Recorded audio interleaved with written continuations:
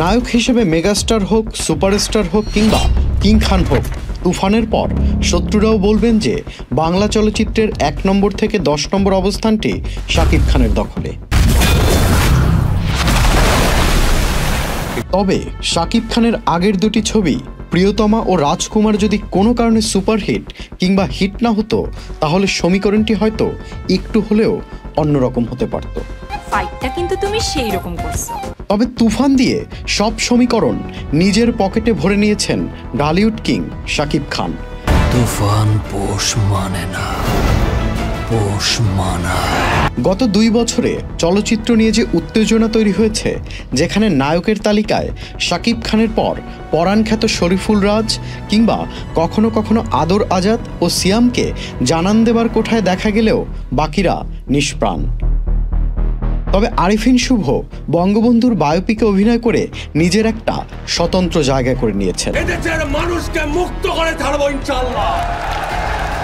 চঞ্চল চৌধুরী সবসময়ই প্রশংসিত, কিন্তু বাকি নায়করা কোথায়?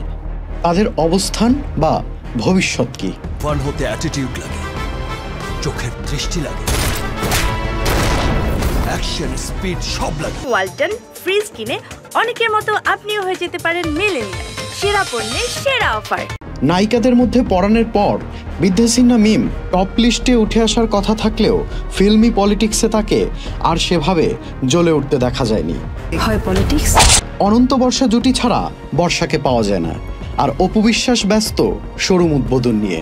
অন্যদিকে পরিমণি যেন সংসার কিংবা কন্ট্রোভার্সি নিয়েই দিন পার করছেন। তবে ফিল্মের জায়গায় সম্ভাবনাময়ী পরিমণির দেখা মেলে একটু কমই।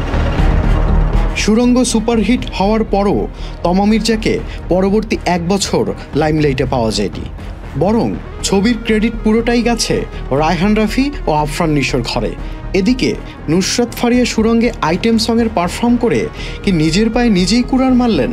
কিসের অভাব ছিল তার? তারপরও ফারিয়ার মতো নায়িকা কেন নেই মার্কেটে?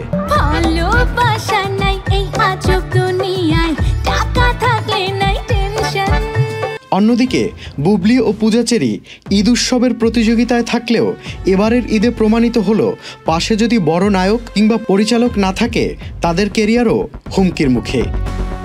একটি দুটি ছবি করে অনেকেই প্রশংসিত হয়েছে নাবিলার মতো, কিন্তু নায়িকাদের ক্যারিয়ার ভবিষ্যৎ আমাদের অজানাই রয়ে গেল।